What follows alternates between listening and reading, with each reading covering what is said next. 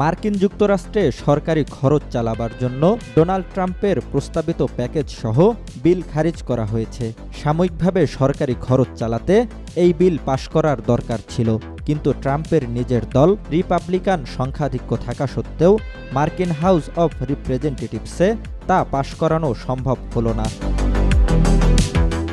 British বার্তা সংস্থা রয়টার্সের প্রতিবেদন থেকে জানা গেছে, বৃহস্পতিবার কেন্দ্রীয় সরকারকে অর্থায়নের জন্য মার্কিন প্রতিনিধি পরিষদে আনা এই বিলের বিরুদ্ধে ভোট দিয়েছেন ট্রাম্পের দল রিপাবলিকানেরই কয়েকজন আইন প্রণেতা।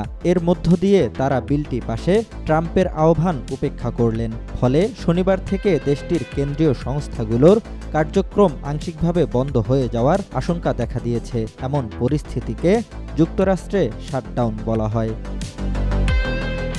সরকারি শাটডাউন এড়ানোর জন্য মার্কিন কংগ্রেস এখন পর্যন্ত সুস্পষ্ট কোনো পরিকল্পনা করেনি। শাটডাউন হলে কেন্দ্রীয় সরকারের ওপর নির্ভরশীল নানা কর্মসূচি মারাত্মকভাবে ব্যাহত হবে, যা সরকারের বিভিন্ন বিভাগে অচলাবস্থা সৃষ্টি করতে পারে। এছাড়া ২০ লাখের বেশি ফেডারেল কর্মীর বেতন ভাতা পরিশোধ বন্ধ হয়ে যেতে পারে।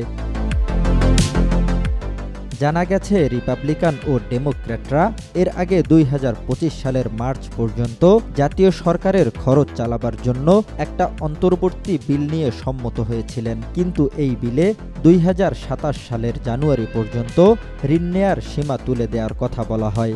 যুক্তরাষ্ট্রের এখন বিপুল পরিমাণ ঋণ রয়েছে। এই বিল অনুমোদিত হলে সেই ঋণের পরিমাণ আরও বাড়ার সম্ভাবনা ছিল। আগামী বছরের জানুয়ারিতে ট্রাম্প দ্বিতীয় দফায় হোয়াইট হাউসের দায়িত্ব নেবেন, কিন্তু এরই মধ্যে রাষ্ট্রীয় ওই বিলটির বিপক্ষে নিজ দলের আইন প্রণেতাদের ভোট ট্রাম্পের রিপাবলিকান পার্টির মধ্যে সুস্পষ্টভাবে একটি ফাটল তৈরি করল। জহিরুল ইসলাম, আজ কাল।